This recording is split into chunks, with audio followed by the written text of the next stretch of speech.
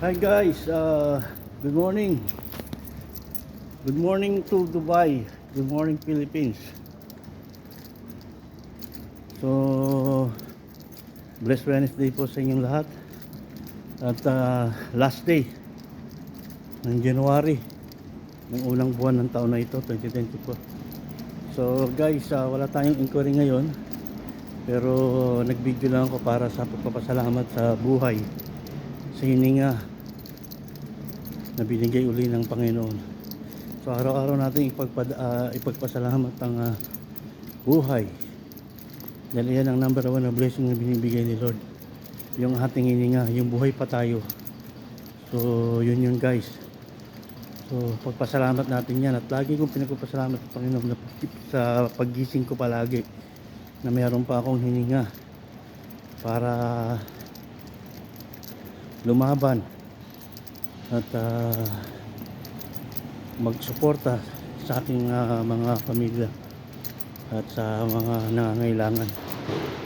So ipagpasalamat po natin yon araw-araw guys. Yan yung mga dapat nating tatandaan, na humingi kayo ng blessing kay Lord, kay maliit kahit malaki, basta mabigyan kayo ng blessing. Ayan na yun, number one blessing na binibigay ni Lord ay yung paggising natin sa umaga, na meron pa tayong hininga. So blessing na yun guys, 1 point blessing.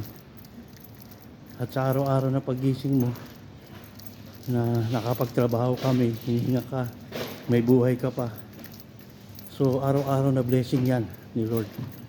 So yan po ay ating ipagpasalamat. So ito, papasok na naman po tayo guys. At muli nagpapasalamat naman ako kay Lord. At meron na naman tayong kita ngayong araw dahil papasok po tayo. So ganoon lang ang buhay guys. Laban lang. As long as nakaya pa, go lang, go. So thank you very much nga pala sa mga followers ko dyan, mga subscriber, na mga nanonood ng mga videos ko. Sana continuous nyo pang panoorin ng mga videos ko, na kahit sa tingin nyo na hindi naman kagandahan na video, sana tapusin nyo at mapanood nyo po guys. So salamat po ulit sa inyong lahat. So sa lola ko, shoutout sa lola ko, Lola Lydia, kay Tiyoy Nayo, at sa bayaw ko na full recovery na po sila, nagpapagaling na lang po si Choy.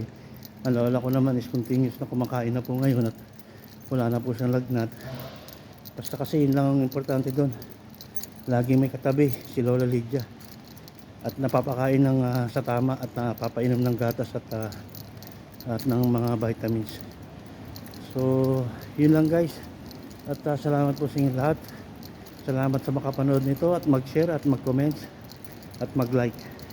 So thank you very much. Peace to the world, peace not to war.